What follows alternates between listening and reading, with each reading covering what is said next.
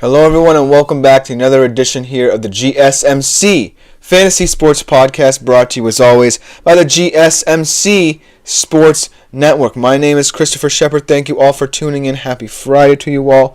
To conclude the week, we have another great show. As always, going to be starting off my favorite starts and favorite sits of the week, kind of a newer segment to my Friday shows, but I also will continue talking about some of the biggest games of both the NFL and college football and their ensuing fantasy implications for you this weekend. And as always, to conclude, I give you some fantasy advice, specifically in the stardom cinema department in terms of Sunday Night Football. And that game is going to be a very exciting interconference game between the Lions and the Texans. But before we get into any of that, I do want to remind you, as always, that if you want more content such as this all around the network, not just my show personally, consider liking, following, and subscribing to my show, all the shows and podcasts around the network and the network itself. It's greatly appreciated by all concerned. But if you do want to contribute to my show and others more directly, consider making yourselves available to the Super Chat, Super Thanks, and Super Stickers features here on YouTube. You can do one of two things: contribute or interact with the show. You can click that $ in the comments section, leave a tip or donation, or just leave any burning comments, questions, or concerns you may have throughout the show. They're a great way to get your opinion out on air. I love hearing them as well, and it just makes the show that much better. But without further ado, let's jump into our first segment of the day.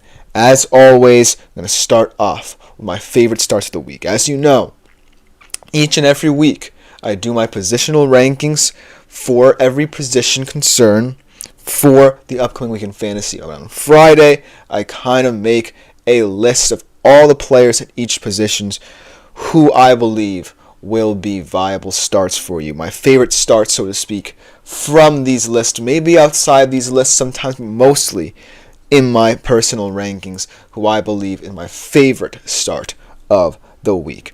And so, without further ado, let us jump right into my favorite starts of the week for week 10. Starting off at the QB position.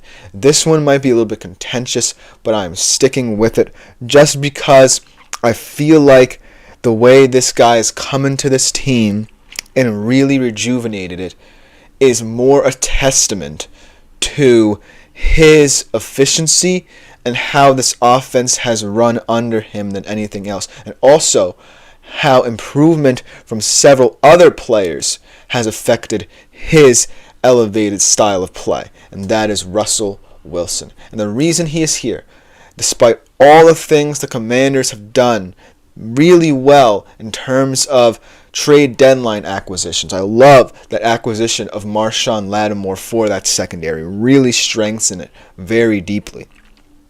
But funnily enough, Russell Wilson isn't the reason that I believe Russell Wilson should be my favorite start of the week or should be someone you should think about starting.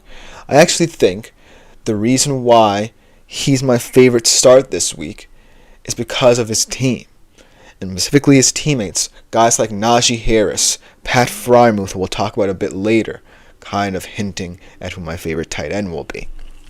But the reason why I'm saying Najee Harris should kind of take full responsibility for Russell Wilson being in this position, because he's now opened up a new avenue of this offense for both players. Russell Wilson opens up the avenue for him to run, as he is not as mobile as Justin Fields was in this offense. Thus, Najee Harris has seen an ascension in terms of his production, both in real life and fantasy. And in turn, Najee Harris being so effective on the ground means Russell Wilson is so effective through the air. It means he can get more play action shots. It means you can get more downfield, and thus more explosive plays can come about for this Pittsburgh Steelers offense that seemed very limited under Justin Fields. Already, Russell has more 20-plus yard plays than Justin Fields had in that 6-game span. So as you can see, the reason why Russell's stock is skyrocketing is because of his team and not just his overall play. But I can't not acknowledge how he looks right now and how comfortable he looks in this Steelers team. It just goes to show that some systems work for different guys and some systems don't. And Russ is one of those guys that when he fits, he can work wonders for your team, and we're seeing it with Pittsburgh. And that's the reason why they're going into this game against Washington feeling very confident that they can be the victors. And so that's why I think Russell Wilson should get a lot of credit in the fantasy world and also be considered to be a starter for at the very least this week, maybe potentially beyond as well. Then at the running back position, a guy who's kind of been up and down ever since his kind of renaissance at the running back position. This is someone who is perhaps the best option for his team right now in terms of sustainability on the offensive side of the football, and that is Tyrone Tracy. Now, the thing about Tyrone Tracy is that I feel like the Giants feel as if there's a way forward for Daniel Jones to be the most effective player in this offense, but I'm telling you right now that that's not going to happen. There's no way that Daniel Jones is going to be a leader of this offense. And for what it's worth, I feel like in order for the Giants to have any sort of success, they need that run game, because Daniel Jones' strengths lays in comfortability, lays in a clean pocket, lays in the short to intermediate areas of the field, and those don't get opened up unless you have a solid run game. And Tyrone Tracy has proven he can carry this team in certain moments. He did it against the Steelers. He's done it recent times as well. And if he's given the opportunity, he's going to be a bright star in this bleak Giants season.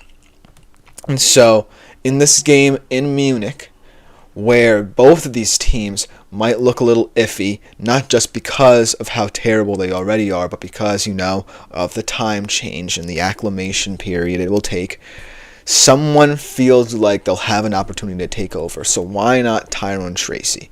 I know that the Panthers' defense has been, looking a bit better over these past couple of weeks, but they haven't really played anyone significant.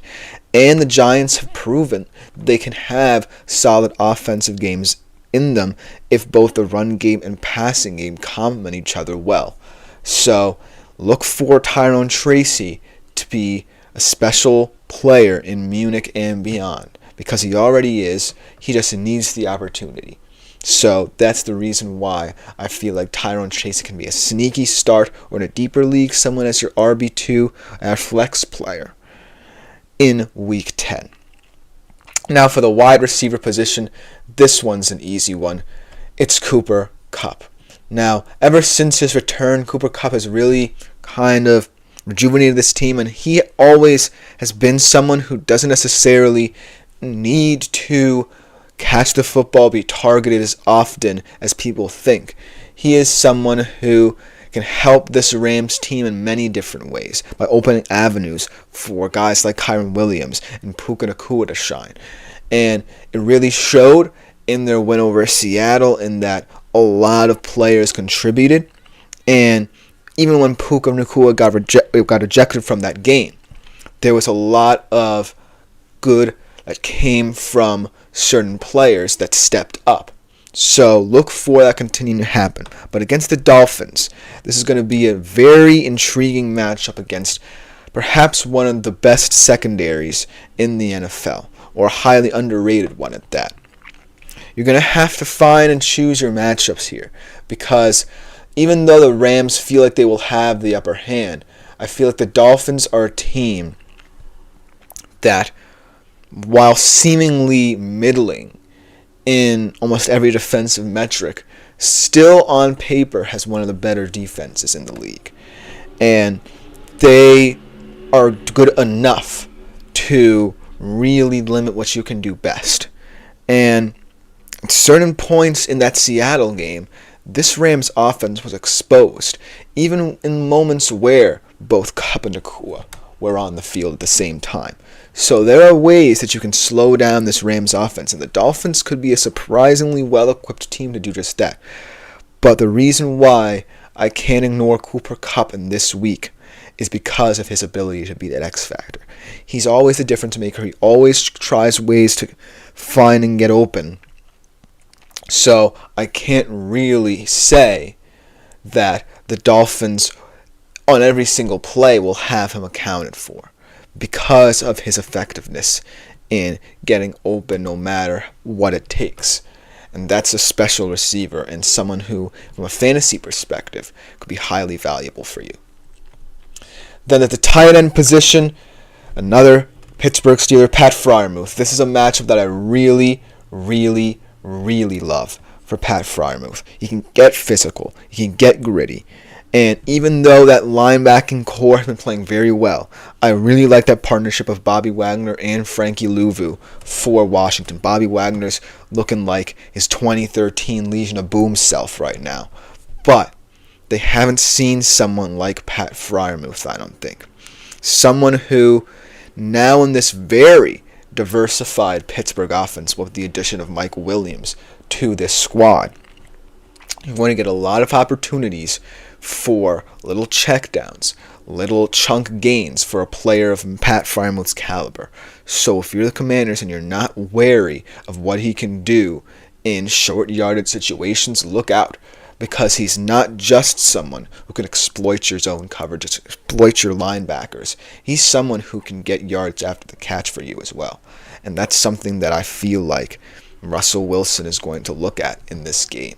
Can I effectively work the middle of the field as well to really diversify this offense and really hurt this Commanders defense? And so that's why I feel like Pat Freiermuth should be paid attention to from a fantasy perspective this week. And then last but not least, the defense that I think will be shining this weekend is the Bills against the Colts.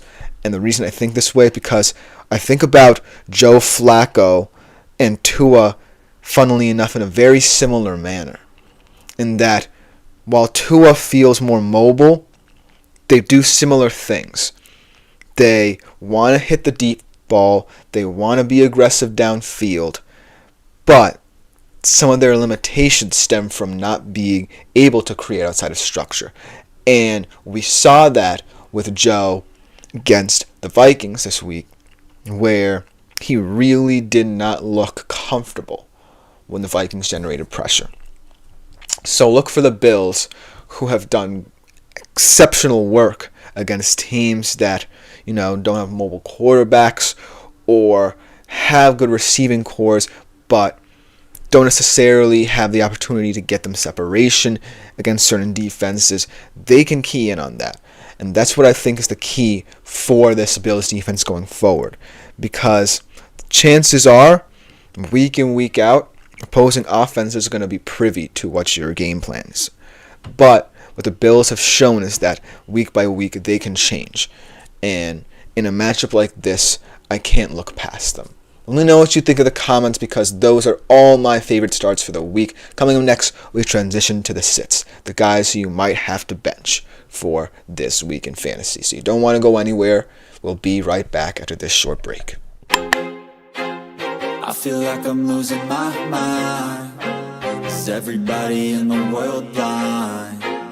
Please, Lord, give me a sign, a sign. I feel like I'm losing my mind. Is everybody in the world blind? Please, Lord, give me a sign, a sign. I wanna be the greatest. Everybody on the fake shit. I look around and feel like everybody is the fakest. I make this every day and I'm impatient, hoping one day I blow up from the basement. Statement, the top is so vacant. I don't hear shit that I think is amazing. Waiting for my day when I'm playing sold out shows for 1,000 faces. Hey, give me that crown, get in my way and to be put down. It ain't your place, all this my town. If I want that shit, then I'll get it right now. I'm losing it, the noose it fits. I'm losing shit, a stupid myth. You choose to live or choose to dip. You choose to fight or lose your grip and lose a gift. I feel like I'm losing my mind. Is everybody in the world blind? Please, Lord, give me a sign, a sign. I feel like I'm losing my mind. Is everybody in the world blind? Hello everyone and welcome back into the GSMC Fantasy Sports Podcast, brought to you as always by the GSMC Sports Network. Before we get into our second segment of the day here on the show, I do want to remind you yet again that if you want to interact with the show in a more direct fashion, consider making yourselves available to the Super Chat, Super Thanks, and Super Stickers features here on YouTube. Great way to contribute and interact to the show. You can do one of two things. Either click that $ in the comment section, leave a tip or donation, or you can either leave a question, comment, or concern here, and I will address it on air. As always, it's a great way, like I said, to contribute and interact, and this makes the show that much better. But without further ado, let's jump right into our second segment of the day, transitioning from start to sit. And unfortunately, we have to talk about the bad side of fantasy football. The decisions you have to make where you have to bench a certain player. And all of these players, through no fault of their own really, mainly due to circumstance, maybe due to team turmoil, aren't necessarily in the best situations to succeed this week. So without further ado, let's talk about them. Starting off with a pretty simple choice at the QB position, even though this matchup seemingly could work in his favor. And that is Derek Carr. And this one's more of the Saints looking like they really have no hope this season, rather than, the exceptional play of the Falcons defense, which we all know can be scored upon and easily.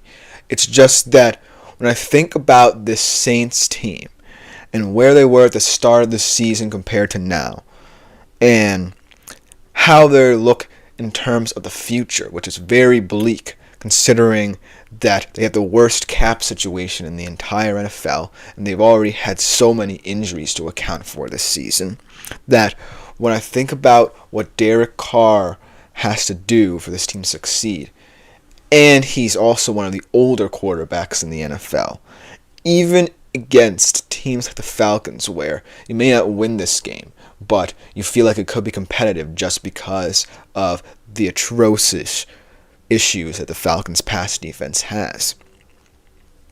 This just does not feel like a team equipped to put up points and gain a shootout week in, week out. So that's why I feel like Derek Carr is not someone who I would trust going forward. He was actually someone who I was a little bit intrigued about before the season even, just because of, his certain traits that could stand out in this team, for example, his deep ball. But now it's all coming to a head for the Saints. And they've really not been able to answer the call week in, week out. And it was all summed up in that loss to Carolina, which clearly makes them one of, if not the worst teams in the NFL. And so that's why I feel like there's really no hope in many Saints players this week, and it will come to a head at the end of this segment as well. But Derek Carr had to address the sticky situation he is in terms of real life and in terms of how we have to view him from a fantasy perspective. Then the running back position, this one's a little bit weird because this guy certainly has had a share of fantastic fantasy performances this season, but this matchup seems a little bit more weird now. All because of a key trade deadline acquisition by the opponent. Of course, I'm talking about Joe Mixon going against the Lions and their new defensive end in Zadarius Smith. But the reason why Zadarius Smith was such an important acquisition in terms of the Lions' hopes for this season is because he's not just an edge rusher. He can move along the line with ease, can play any position really along the line that you need him to, and thus he creates and wreaks a lot of havoc in both the run and pass game. So the Texans, who really have had their offensive struggles, their line has not been playing up to par, even though it has some of the best tackles and guards in the league at those respective positions, they still have not proven that they can hold up. C.J. Stroud's been sacked a lot more than last season. And, this offense has had its share of injuries. Let's be real here. There's not going to have Stephon Diggs for the rest of the season.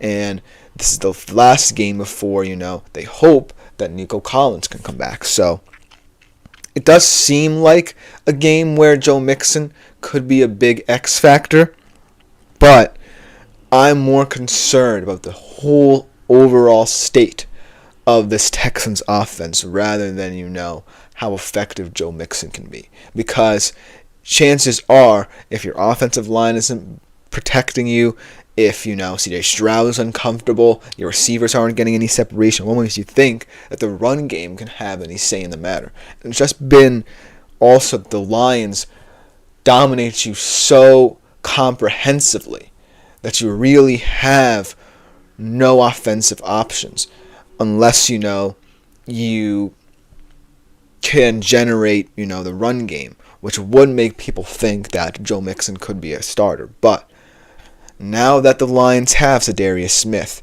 their run defense looks more potent than ever. And as much as I respect Joe Mixon for what he's done for the Texans this season, in fact, I would name him their offensive MVP this season. It's not looking very promising this week for the Texans in this matchup because it's a tough task to find a way to wear down that Lions defense, even sans Aiden Hutchinson. So I wish that I could say that Joe Mixon can play well in this one, but it's not looking good for his prospects here.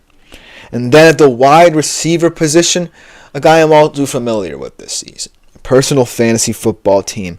Someone who really hasn't proven himself on this Chicago Bears team. Someone who really hasn't separated himself from the pack in terms of that skill position core, but in terms of actually helping this team generate momentum. And that is DJ Moore. And we saw last week with someone who I feel like has lost his way a little bit with this team. I feel like things are coming to a head with the play of this offense taking big steps forward and then giant steps backward. Well, with that loss to Arizona after, it seemed like they were building something. And now DJ Moore, out of all of them, perhaps being the most frustrated by a situation. Because think about it. DJ Moore was the only one who had carryover from last season. The only one in that receiving core who had kind of an established role. And to see, Roma Dunze and Keenan Allen come into the skill position room, this could have been the opportunity to either A, help them out, or B, show them what being a Bears wide receiver is all about. And he hasn't done either of those things. And that's why the Bears have gone from hopeful to bleak in a matter of weeks, even though this team still has the talent to achieve certain goals this season. And so, in this matchup against, I believe, it is the Patriots, this one should feel manageable for both Moore and the Bears to gain back some of their momentum. But the Patriots are just a tough team, They're not as soft as their coach assumes they are. No kind of shade thrown there, but it has to be said. But they are a team that you can't overlook. And the Bears are at a point where they're either going to look like they're clicking or they're going to fall off the rails week in, week out.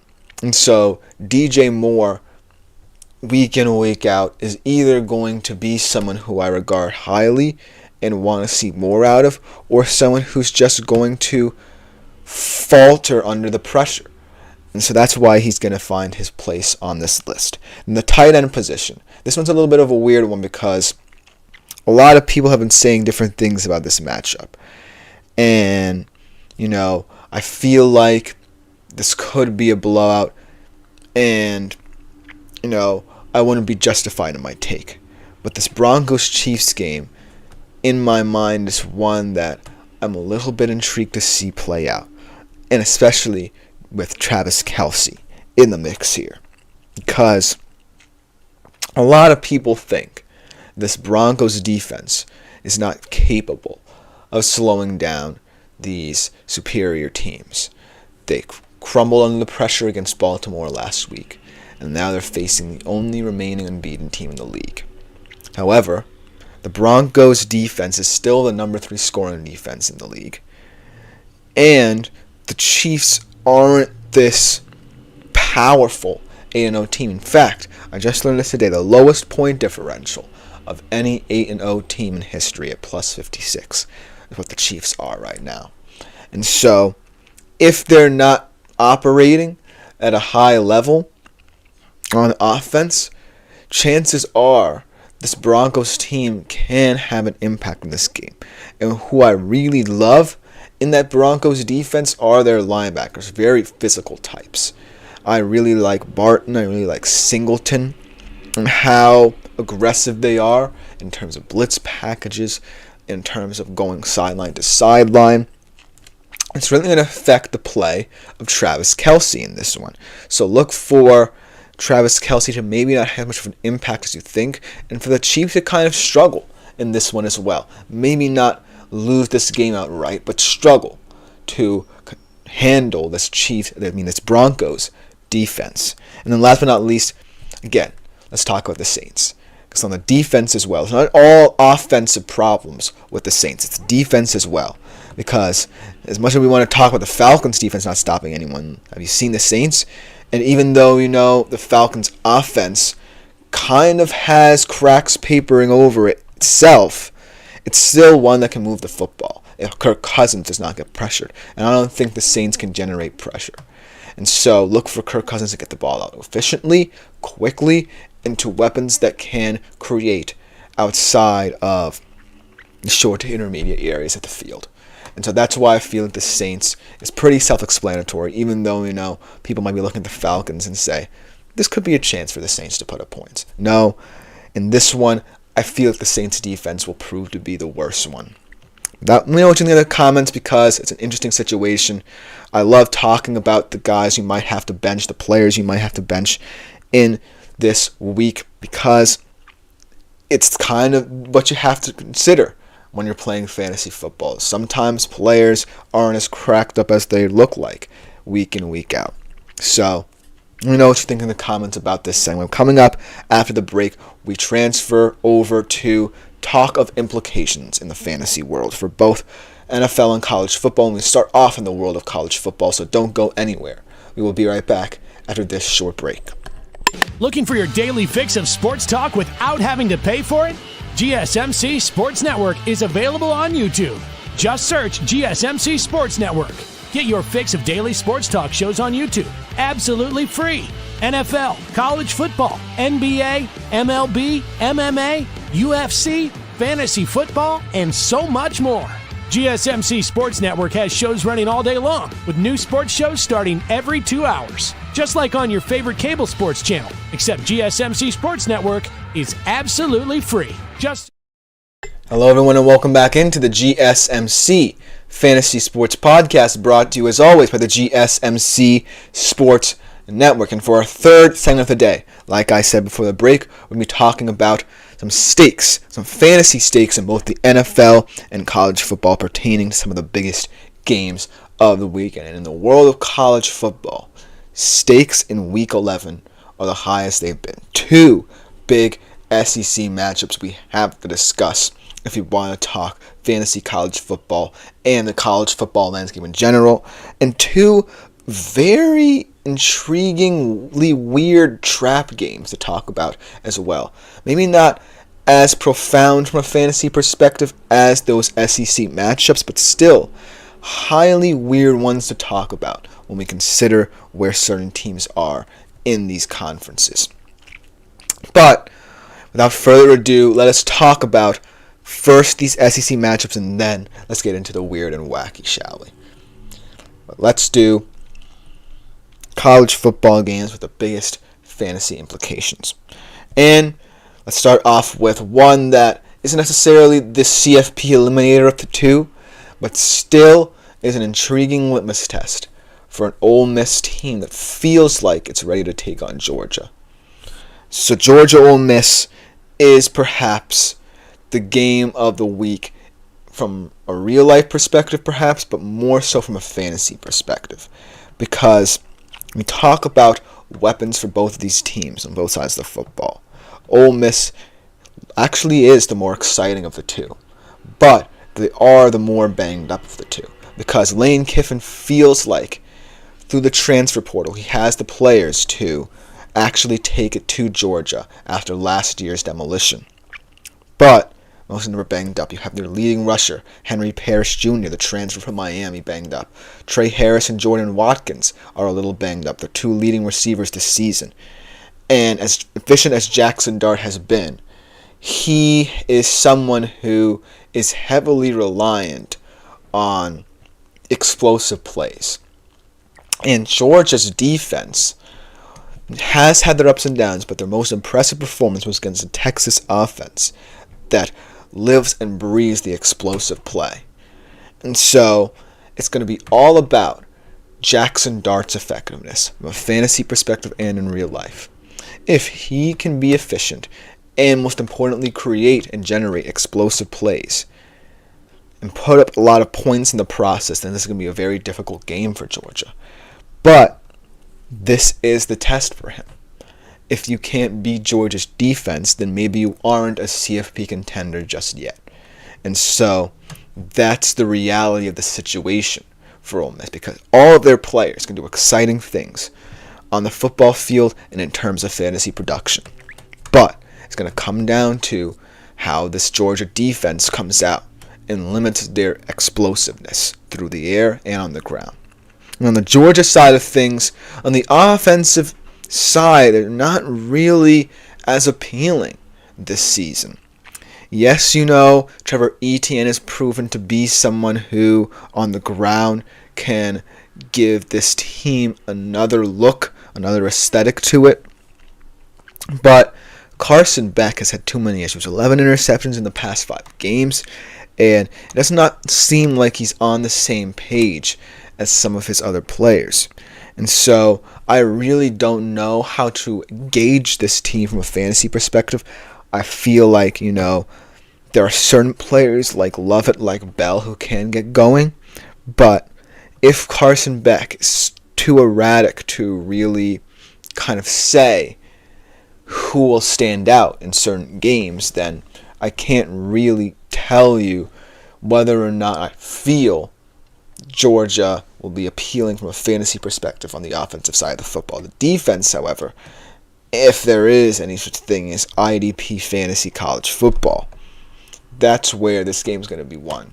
Because Georgia's defense basically won them that game against Texas. Chances are, if Texas kind of had better field position, maybe they wouldn't have had their backs up against the wall, and Georgia wouldn't have as many opportunities to score in the red zone especially. But that's what they do. That's what they do. They limit and shorten the field for you and force you to play outside of your game. And so that's the test for Ole Miss, because Ole Miss has all the players and appeal you want from a fantasy college football perspective this week. But that Georgia defense is the only thing that stands in its way. So that's the thing that I feel is going to be the biggest question this week from a fantasy perspective. Now let's talk about the other SEC game, perhaps the more important of the two here in terms of CFP and elimination factors. Alabama, LSU. And not for nothing, this game has been a playoff eliminator in, say, the past 5 seasons or so. Each team to have won this game has gone on to play in the CFP. And I feel like, Alabama's qualities are that Jalen Milroe is so hard to account for, even when he's having a rough day, just because of his raw talent at the QB position. And on the LSU side of things, I feel like they're a drastically different team in how they operate on offense. And week in and week out, we see Garrett Nussmeier play efficient football. The questions for them on the offensive side of the football is that going to be enough against an Alabama unit that's kind of rounding into form, limiting the big play, and putting up decent performance after decent performance thus far. And for Alabama, it's going to be about, well, I kind of feel like we have the upper hand. But if LSU wins the ball control battle, can we generate enough explosive plays to stay in this game? And that's where the excitement from a fantasy perspective stems from. Because both of these teams have so many weapons. You may not even have heard of some of them. Jeremy Bernard, Kyron Lacey, Aaron Anderson, Jam Miller. That's where this game could be won. An unsung hero, Ryan Williams, I didn't even talk about, one of the phenomenal freshmen this season. That's where this game can be won, and most importantly, that's something to monitor from a fantasy perspective. When you have players who can rise from the ashes for you in games of this caliber, then that's the beauty of fantasy college football this year. Finding the players who might not always factor into your success in fantasy, but in certain games can stand out and step up. And that's what this Alabama LSU game is all about from a fantasy perspective. In real life, for Alabama, like I said, explosive plays will keep you in this one. LSU, on the other hand, be the opposite. Be the ball control offense you know you can be. Garrett Nussmeier can't turn the ball over. Kyron Lacey, Aaron Anderson can step up and play efficient football for you. And if that happens, then look for this to be a very exciting game. Now let's get into the weird games. The trap games, so to speak. One in the Big 12, one in the Big 10. And BYU Utah is going to be the game that I start off with, the biggest holy war in recent memory. Not since perhaps 1984 were there higher stakes in this game. And I would like to think that if Cameron Rising were playing this game, then Utah would almost certainly win it, but that was not the situation this season. Cameron Rising, unfortunately, has a hand injury, and he will not play again in college football, most likely. And it's a sad story, but it's where Utah is at right now. And, not for nothing, they aren't as well equipped to handle his loss this season as they were last season, when Bryson Barnes was more than serviceable for them. And so, that's why I don't necessarily think there's much meaning to this game. But they still have talent. They still have one of the best tight ends in the nation in Brant Kuithe. They have an interesting transfer receiver in Dorian Singer. And, it might not necessarily come down to having to push the football on the field and thus risking turning it over with a very inexperienced quarterback in Isaac Wilson. But the thing that I like about BYU is that they aren't as good as we think they are, but they play a very clean brand of football that limits opportunities for teams to pounce on their mistakes. Because granted, this is a team that hasn't necessarily had its gut punched yet, and Utah could be capable of that, but they just found ways to compensate for that. Jake Retzlaff has been very efficient this season. They have different weapons, like guys like Darius Lassiter stepping up. And not for nothing, this BYU team is one that, feels like they can overcome anything, overcome any adversity. But this holy war will be defined by the absence of what could have been had Cameron Rising played in this one. Because let's say BYU were undefeated and Utah was undefeated in this one, then it could hold importance. Now it's all about, playing spoiler potentially for Utah. And the last game I want to talk about before we head to break, Michigan, Indiana. This is a huge trap game for Indiana because Michigan still are Michigan despite the fact they are a worse version of last year's Michigan, which won the national championship. But Indiana is a team that I feel like it's done so well in incorporating all these transfer elements: physicality on defense, efficiency and explosiveness on the offensive side of the football. Curtis Rourke playing Heisman caliber football for this team. But Michigan, the reason they're weird is because you know that championship caliber mindset is still ingrained in Michigan despite its limitations. No stability at the QB position, but still a solid run game. One of the best tight ends in the nation in Colston Loveland. So you always have to account for this team. But Indiana is a team that can create explosive plays both offensively and defensively. So look for this to be a very exciting game, and hopefully it can be a good one, because I do believe Michigan are a tough task for anyone going forward in the Big Ten. Let me know what you think in the comments. That will just about do it for this time. Coming up, we transition from college football to the NFL, talking about basically the same thing. Which NFL games have huge fantasy stakes for you and your team? We'll be right back after this short break.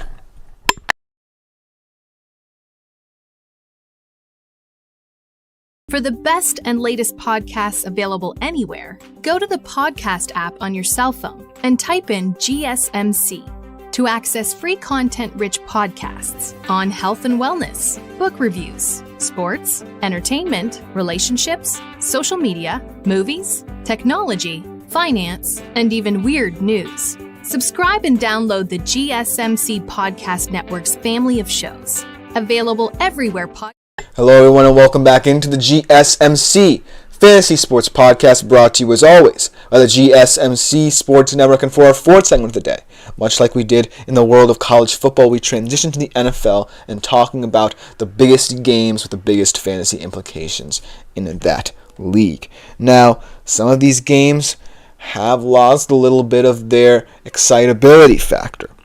For example, the first game that I'm going to talk about is going to be a huge absence for one of those teams.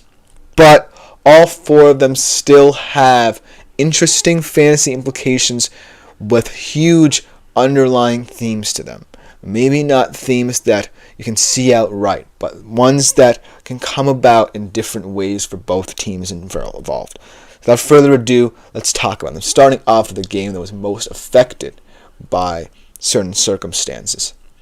Oh, wrong graphic. Eagles, Cowboys. And as you see on my screen, one of those quarterbacks will be absent in this one, and that's why it makes it such an interesting game to kind of talk about now from a fantasy perspective.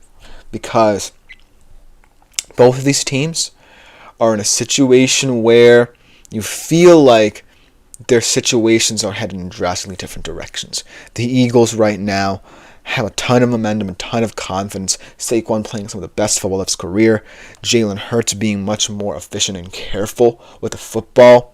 Guys like Devontae Smith stepping up. A.J. Brown still a factor. Dallas Goedert sneakily being one of the most effective tight ends in the league over the past couple of weeks. And on the Cowboys side of things, a very bleak situation, even without Dak Prescott. Now, Cooper Rush taking the reins of the offense in Dak Prescott's absence, and also inheriting a squad that could be without CeeDee Lamb for a little bit of time. But the reason there could be silver lining for the Cowboys that I've talked about often, as I talk about both the Cowboys and this game, is because of the Dak and CeeDee injuries. Do the Cowboys now feel like, and I hate saying it in this way, a quote-unquote burden's been lifted off their shoulders? Because there did seem to be a disconnect between Dak and CeeDee and the organization, for that matter, and the rest of the team. And it led to struggles on the field. And so, not saying that Cooper Rush is an ideal situation right now, but he's in a situation where he could be allowed to play more freely. Say CeeDee Lamb also misses a considerable amount of time, albeit with an injury that should be healed. But let's hypothetically put it in that way. Let's say both of these players are out for a certain period of time for the Cowboys. You're looking at a team that's limited to, say, Jalen Tolbert, Ferguson, Dowdle, Elliott, Lepke, what have you, but a team, most importantly, that doesn't feel like it has to have stars within it. And, it is kind of a weird, kind of karmic thing to have happen this season. Both Dak and CD go down in that manner. Your banner contract players. But it is one of those situations where you have to find a way to compensate for it. And I feel like Cooper Rush can do that. Maybe not as effectively as you would hope if you're a Cowboys fan, but let's be reasonable here. Your season has no hope left. But against the Eagles, in a situation where all bets are off, just go for it, is what I say for the Cowboys. And from a fantasy perspective, there are not many exciting players, but they could reveal themselves in this period. For the Eagles, it's chalk, basically. Saquon will always start for you. Jalen Hurts will always be in consideration as one of those high-tier QBs, maybe a little bit of a drop into the middle tier of Tier 1 or potentially to the top tier of Tier 2 altogether, but still an exciting team with a lot of exciting fantasy prospects for you to choose from. And it should be an interesting game with a lot of differing storylines, despite the fact that Dak will not be playing in it. Then the second game that I want to talk about is the Lions-Texans. It still is a very important game to talk about from a fantasy perspective, despite the fact that it seems that the Texans are outnumbered in this game. And I feel like some more underlying aspects of this game could reveal themselves, such as the Texans' depth or lack thereof at the wide receiver position, but also why the Lions are so hard to pin down when talking about fantasy sports. Because in many ways, and this feels like a weird thing to say, the Lions feel like they're a team that doesn't have defined position. The Splash Bros mentioned Tank Dell for the Texans. I feel like, he is their go-to option when guys like Collins and Diggs go down, but he can't just be the only one, because this Lions secondary has seen everything, has seen better than what the Texans have to offer. And so that's why I feel like it's going to become starkly clear that despite, as Splash Bro suggests that Lions might be due for a clunker, I don't see it. I feel like, that offensive line, like I said, is a huge factor for the Texans. A lot of people don't talk about it, but it hasn't been performing to its standard with all the high caliber players in it. So I can't see a path forward where the Texans don't get exposed just a little bit, and they have throughout the season. So look for this to be a game of differing philosophies here. The Lions are going to come out and they're going to confound us with who they throw the ball to, even though Jared Goff and Amon-Ra have kind of developed the rapport. I'm happy about it because Amon-Ra is my top receiver in fantasy. But even though it seems like that rapport has been developing, this is still a versatile team, and we have no idea, really, if some narratives are going to continue here. All we know is that they're going to find ways to beat you in a submission. And the same can't be said, about the Texans here. Now, in terms of a fantasy perspective for both teams, obviously, the Texans seem a little bit more barren in that department, and we'll talk about that a little bit more in that start-sit-'em segment at the end of the show. But from a Lions perspective, I feel like it's a weird situation for them to be in right now. And so, I feel like even though they're the more intriguing team and more appealing team for that matter from a fantasy perspective, the reason why I can't necessarily be confident in saying certain players will have big days in terms of fantasy is because of that versatility. And it could be a good thing on the field, but it's a very confounding thing to navigate when you're talking about fantasy here. As Slash Bros also asked me how high I am on Stroud. I don't really know, because I know that Stroud's talented QB, and when he's on his game, he's top 10 in the NFL at the least. But this season, it's become a little bit more clear that perhaps his first rookie season in the league was a bit of a mirage in terms of how the Texans kind of compensated for certain things last year that they can't quite do this year.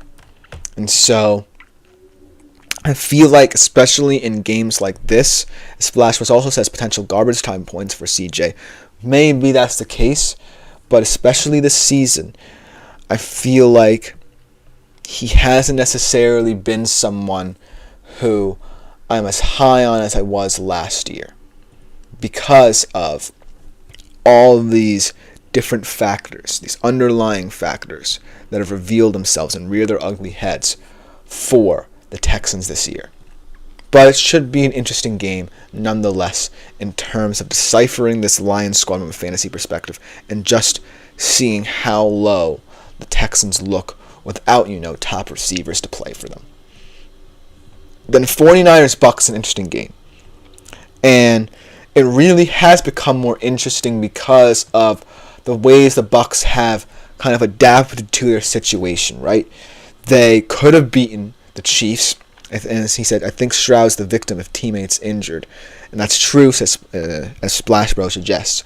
But it still is one of those situations where, there are factors I can't ignore outside of the injuries, like the O-line, like, Stroud in certain situations against certain defensive looks that I can't ignore. But getting into 49ers Bucks here, I feel like this game is very interesting because both offenses are going to have very different approaches to this game, or in a way very similar, because Christian McCaffrey is expected to be coming back, and the Bucks are still going to be without both Mike Evans and Chris Godwin, even though Evans is going to come back after the bye. But I do feel like, as this question suggests, certain unsung heroes are going to step up, and tight ends will roll in this one. On the 49ers side of things, George Kittle has actually not been a player who has had as good a season as we know he can. On the other side, Cade Otton is someone who's really stepped up in certain situations. And so, if this game is going to come down to, which of these two guys is going to be effective, that's an intriguing storyline. A storyline that is so unusual and unique if you think about it from a fantasy perspective. Because this is a game where tight ends will be at the forefront. And one of them we know to be a premier one, but hasn't played like one. And one who's definitely getting very underrated in fantasy circles, but is playing above his station. And so, that's what makes, these matchups where seemingly one team has all the advantage and momentum, the excitement of McCaffrey coming back, but the other team, despite, all their losses, still has an effective game plan. So that's what makes this one so intriguing to me, and one that I really am excited to see play out in the field. Then the last one that I want to talk about, Steelers Commanders. As Flashball says, Bucky Irving to start, or the other running back, it is Bucky Irving in my opinion. I love Rachaad White. He's proved me wrong in certain situations. He's proved me wrong in his evolution as not just a runner, but a receiving threat as well. But Bucky Irving is the more talented of the two, the more explosive of the two, and most importantly, kind of someone who gets this Bucs game plan settled in. Because without a guy like Bucky Irving, you're not going to move the football through the air as much as you want. But going into Steelers Commanders, this is such a treat, because both of these teams are surprise teams, like I suggest, and they're both in situations where they feel like they can really be special. And not for nothing, both of these teams aren't necessarily surprises for different reasons. They're surprised because their offenses are elite, their defenses, even though the Steelers have regressed and the Commanders have improved, are in similar situations. And so it's going to be a nice, interesting battle. My big question about these two surprise teams is, which one is, on the offense side of the football, best equipped to overcome the hype surrounding this game?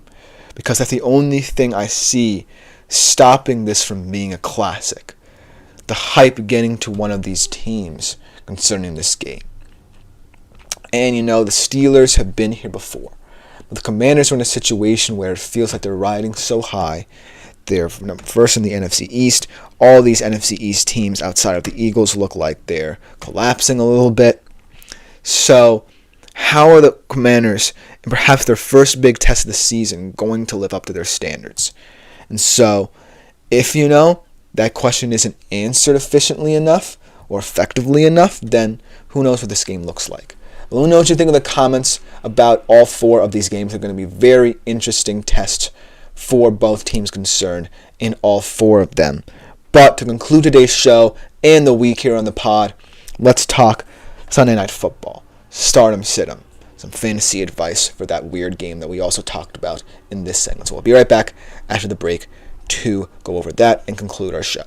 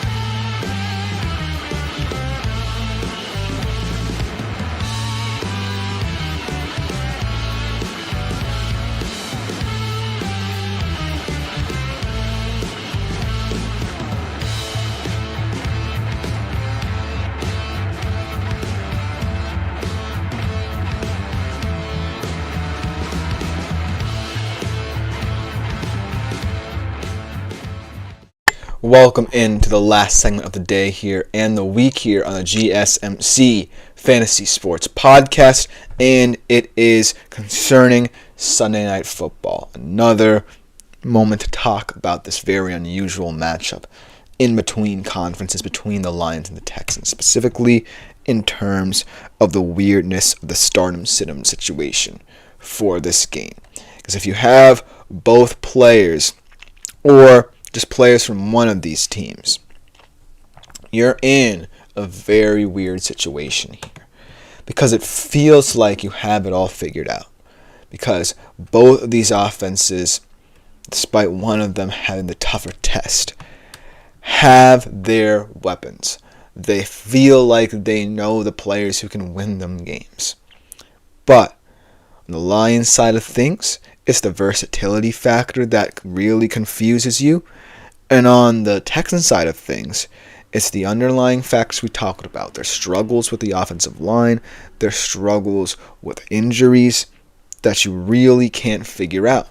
And so hopefully this stardom-situm segment has some meaning to it, because I hope it does as a quote-unquote fantasy football expert.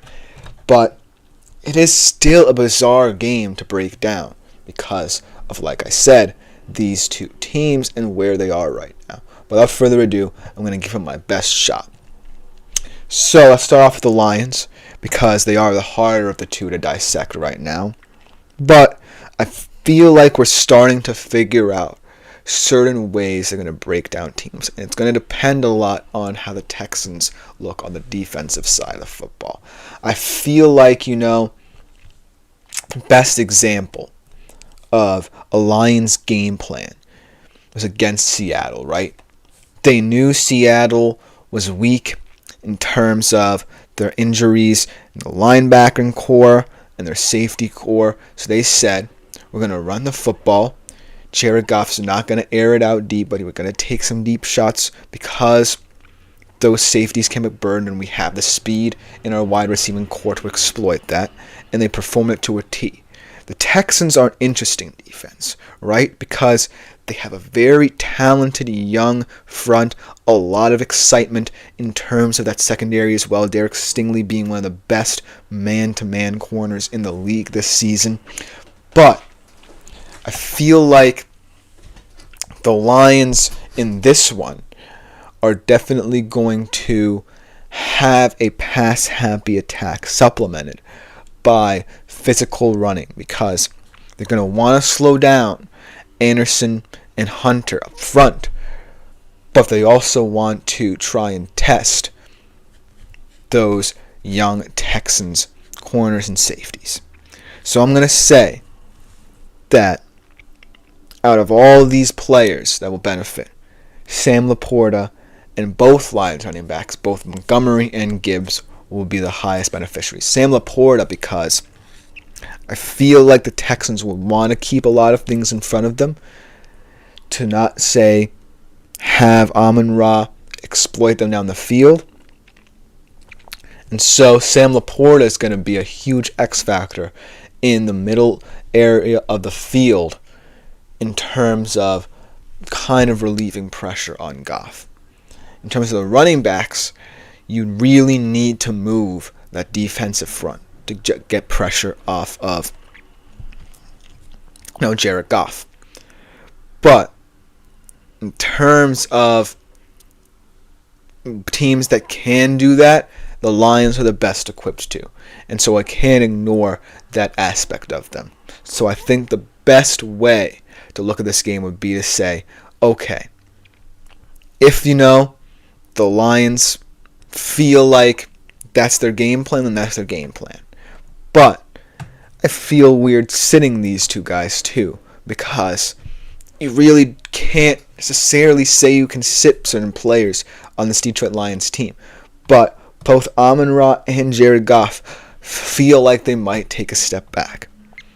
Even though, like I said, they have the most targets out of anyone in this era since the 1990s, apparently, out of any team, any player. And so it certainly feels like that momentum's going to continue. But I feel like you have to account for what this Texans defense can do, and most importantly, knowing that you can find ways to compensate for that. And so Amon-Ra and Jared Goff might take a back seat. Jared Goff, though, is still someone who's going to be efficient, but he's not going to be putting up the numbers you're going to need from a fantasy perspective. And Amon-Ra, as much as I want to say that he's going to shine yet again in this one, get another touchdown, get more targets as well, it feels like he might take a back seat because of the fact that I can't ignore how the Lions can play against teams with weak linebacking cores. And they want to take advantage of that middle of the field with both their running backs going downfield, attacking physically, and a guy like Sam Laporta.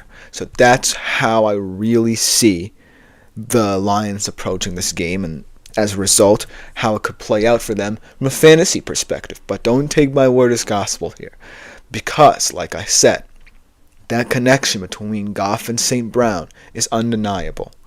I just feel like it won't be as prominent and prevalent in this one as it has been in recent weeks because of the flaws I see in the Texans' defense, but also the strengths that you have to kind of account for.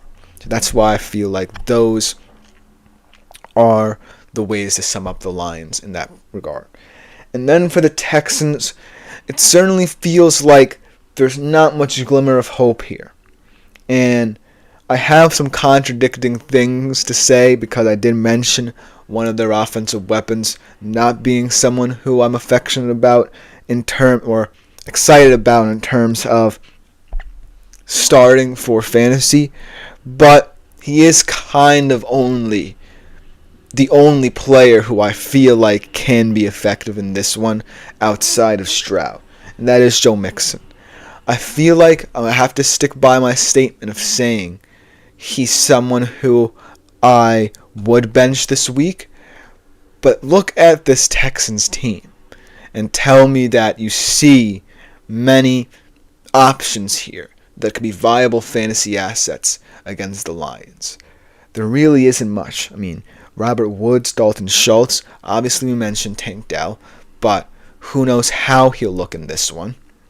So, really the only two players who have a fighter's chance of being productive for you from that fantasy perspective is Stroud, mainly because as the quarterback he's going to be asked to do a lot of things in this one, and Joe Mixon because, well, like I said, he still is their best offensive weapon, in my humble opinion. Even better and more important than Stephon Diggs and Nico Collins, I'll say.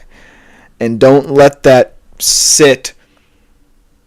diagnosis I put on him before sway you from saying, well, if you're saying that I should sit him initially, then why should I start him?